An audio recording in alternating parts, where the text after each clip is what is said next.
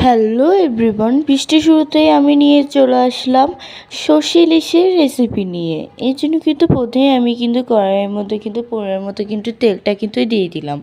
এবার তেলটা গরম হলে সেখানের মধ্যে আমি কিন্তু পেঁয়াজগুলো কিন্তু ছেড়ে দিলাম, তারপর এরকম নাড়াচাড়া দিলাম। তারপর সেখানের মধ্যে আমি করলাটাও কিন্তু দিয়ে দিলাম। তারপর একটি বাটিতে করে নেওয়া সর্ষের মধ্যে আমি পরিমাণ মতো মরিচের গুঁড়া, হলদের গুঁড়া, জিরার গুঁড়া দিয়ে দিলাম। তারপর সেটা আমি তেলের মধ্যে, পেঁয়াজের মধ্যে এবং কলার মধ্যে দিয়ে দিলাম। তারপর এরকম কিছুক্ষণ কিন্তু নাড়াচাড়া দিলাম এবং পরিমাণ মতো কিন্তু পানিটাও কিন্তু দিয়ে দিলাম। তারপর সেখানের মধ্যে আমি টমেটো, তারপর ছেঁড়া লঙ্কাটা দিয়ে কিন্তু আবারও কিন্তু এরকম কিন্তু নাড়াচাড়া দিলাম। তারপর সেখানের মধ্যে আমি এক এক করে মাছগুলো ছেড়ে দিলাম এবং পরিমাণ মতো পানি দিলাম।